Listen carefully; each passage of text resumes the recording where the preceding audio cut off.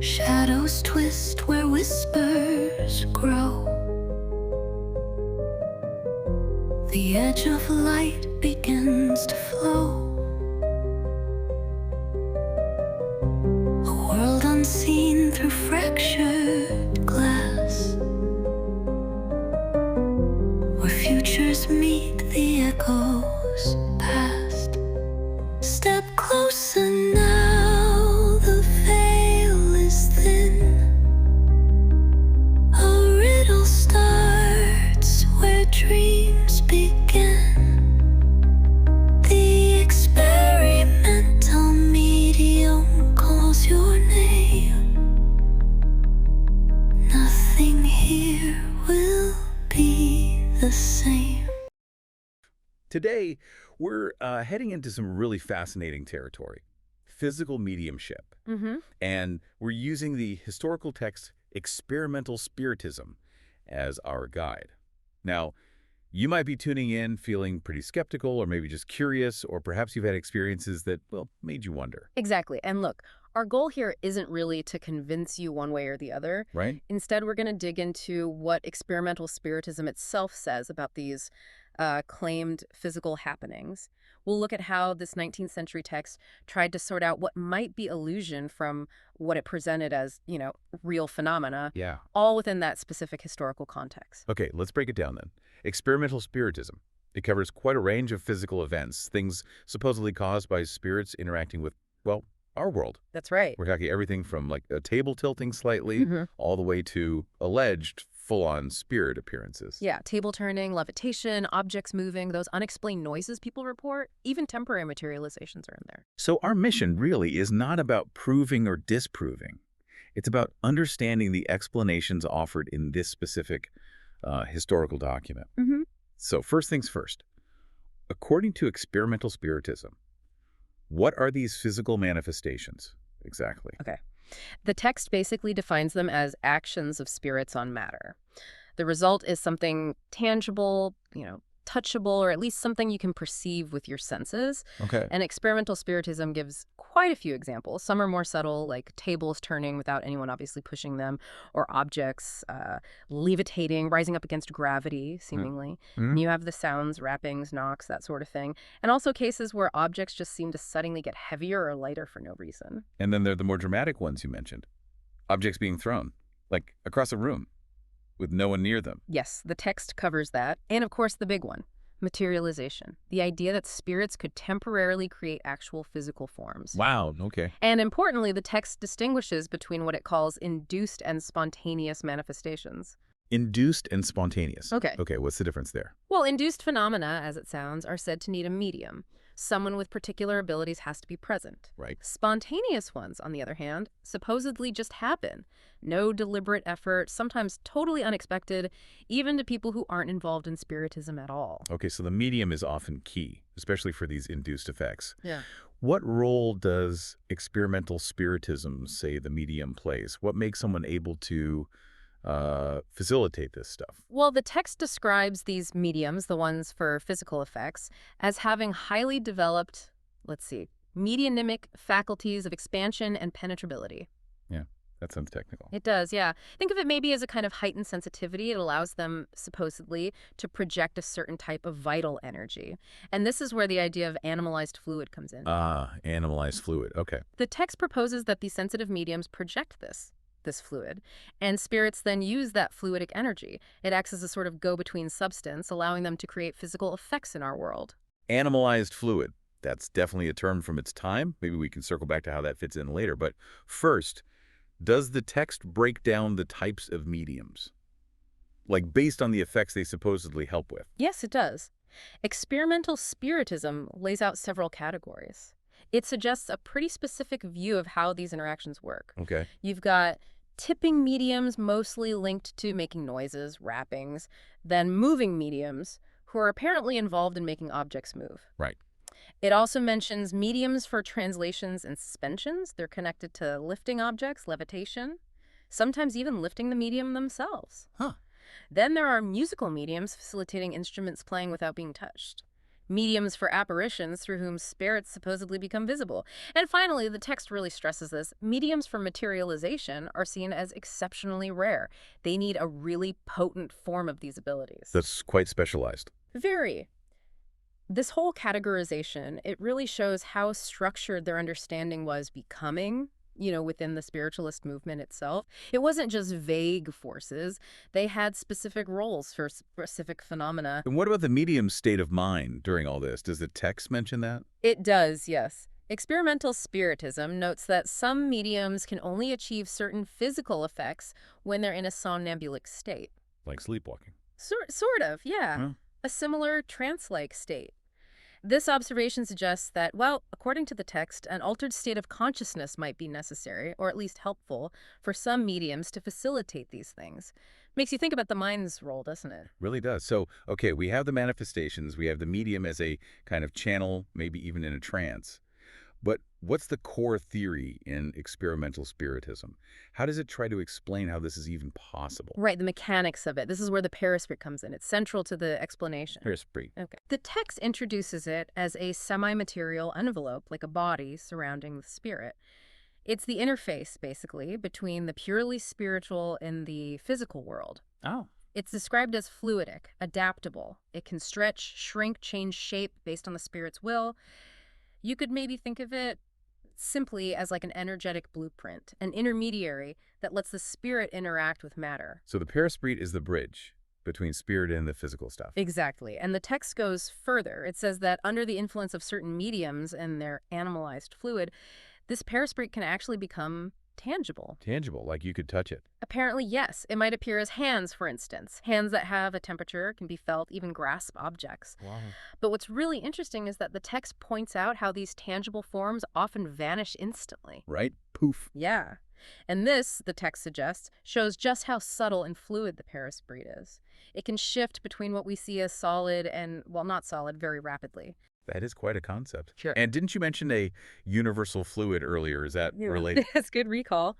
Experimental spiritism does propose this idea of a universal fluid. It's seen as the basic stuff everything is made of. Yeah. So you have the animalized fluid from the medium, but underneath that, there's this more fundamental universal fluid.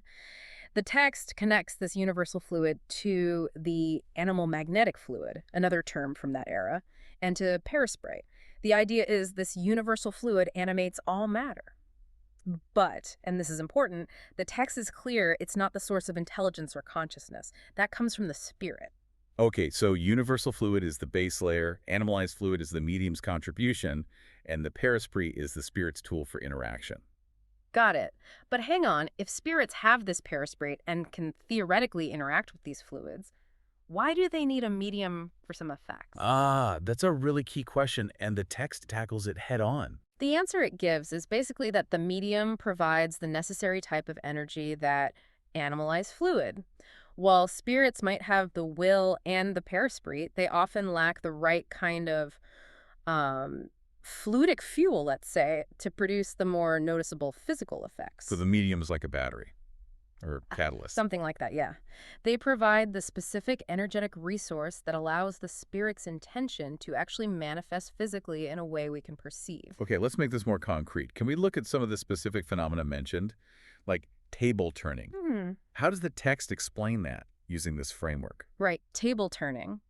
The text acknowledges you might first think, well, spirits just use their paraspirit hands to push it. Seems logical enough. But then it asks, well, if they can just do that, why would you need a medium sitting there? Good point. So it brings it back to the fluid. The text suggests the medium supplies that essential animalized fluid, and the spirit then uses that fluid to interact with the table and make it move. So even for something relatively simple like that, the medium's energy is presented as crucial. Interesting. And what about levitation? Or things suddenly getting heavier or lighter? For those, experimental spiritism uses an example. Yeah. Imagine a physically weak person suddenly lifting something incredibly heavy, effortlessly. Okay. The text argues that suggests something external is acting, a kind of intermitting of the faculty, it calls it. The implication is a spirit is using the medium's fluid to temporarily alter how the object interacts with gravity, or maybe how the person interacts with the object. It's presented as evidence of an outside, non-physical influence. And the wrappings and noises. Yeah. Always a classic feature in these accounts. Yeah. The text admits, look, lots of things make noise naturally, creaky houses, wind, whatever. Sure. But it claims that spirit noises often have a distinct quality, maybe unusual intensity, or the tone changes in an intelligent way, or there's a kind of mechanical regularity to it, something that sets it apart. And there's a purpose behind it. Potentially, yes. Even if it's what the text considers inferior spirits making the noise, it suggests higher spirits might prompt these things. Why? To get people's attention. To maybe convince skeptics that, hey, there are incorporeal beings out there. So even minor things could be seen as a signpost. What about the more dramatic stuff, like objects flying around spontaneously? Right, those spontaneous events, especially when they happen to people who know nothing about spiritism. The text presents these as really hard to just brush off as imagination. Yeah, I can see that. The emphasis is that there must be a cause beyond just human action or normal physics. The implication is pretty direct. Spirits, drawing on whatever ambient fluid energy might be available, are directly manipulating things, a more forceful interaction. Which leads us to maybe the most astonishing claim, Mm-hmm. materialization. How on earth does experimental spiritism attempt to explain spirits taking on tangible form? Yeah, that's the peak, isn't it? Yeah. According to the text, this requires those really sensitive mediums we mentioned, the ones with highly developed faculties who can project a lot of this animalized fluid. Okay. The spirit then supposedly takes this projected fluid and basically molds it, uses it to build a temporary tangible form. But the text is careful here. It stresses that mediums can't just do this on demand. Right, it's not like flipping a switch. No. It's portrayed as incredibly complex. It depends on the spirit's skill in manipulating the energy, the medium's state, the conditions. Mm-hmm. All very specific and often unpredictable, apparently.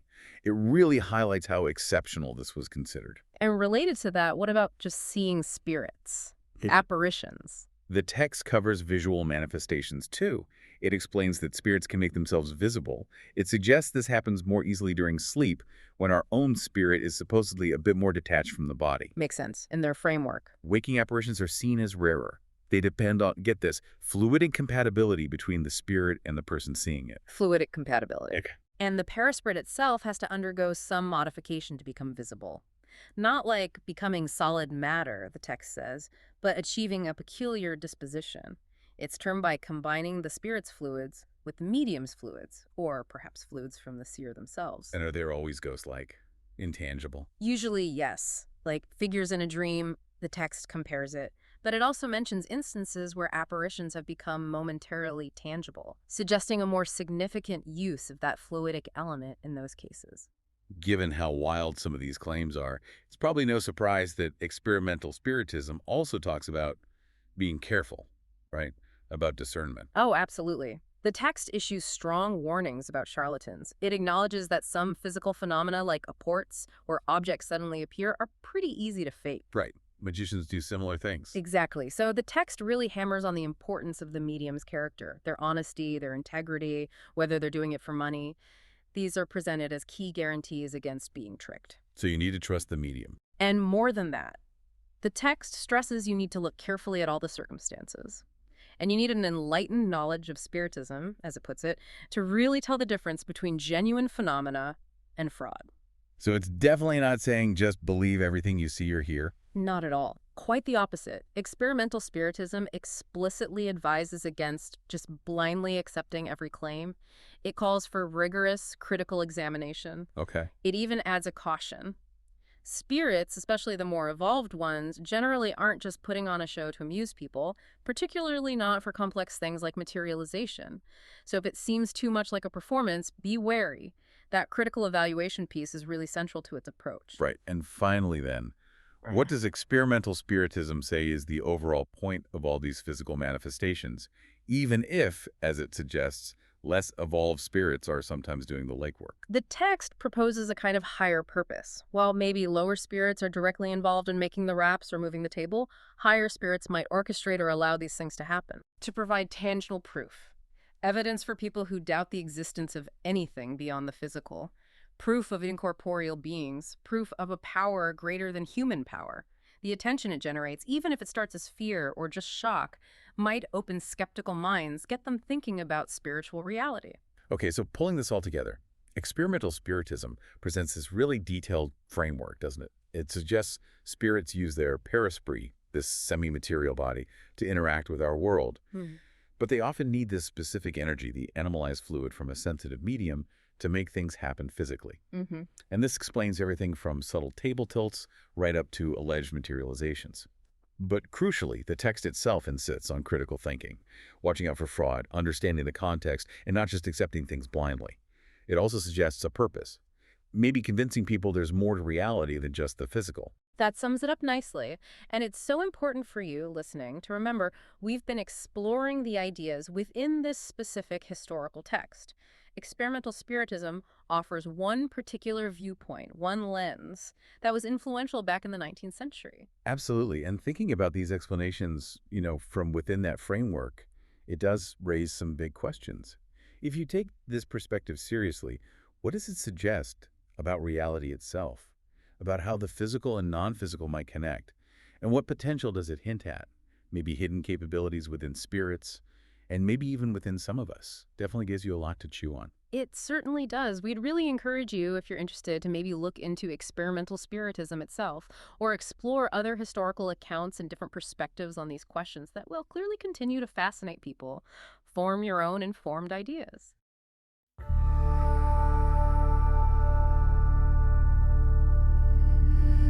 Whispers creeping through the haze, shadows dance in twisted ways, echoes hum from worlds unseen. This is where the strange convene. Step into the unknown mind, secrets hidden, twist and bind, truths that linger in between. Welcome to the spectral stream. A voice that stirs the silent night, guides you through the fading light.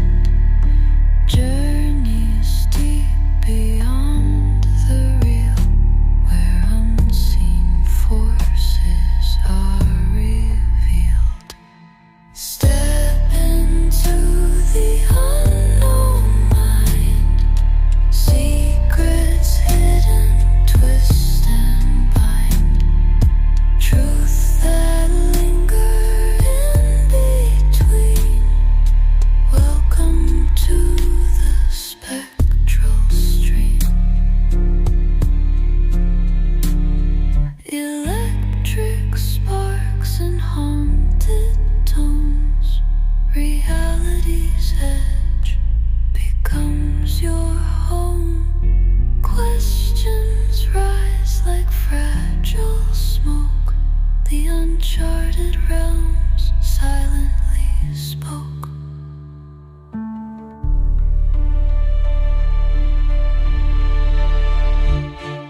Step into the unknown mind, secrets hidden, twist and bind, truths that linger in between. Welcome to the spectral stream.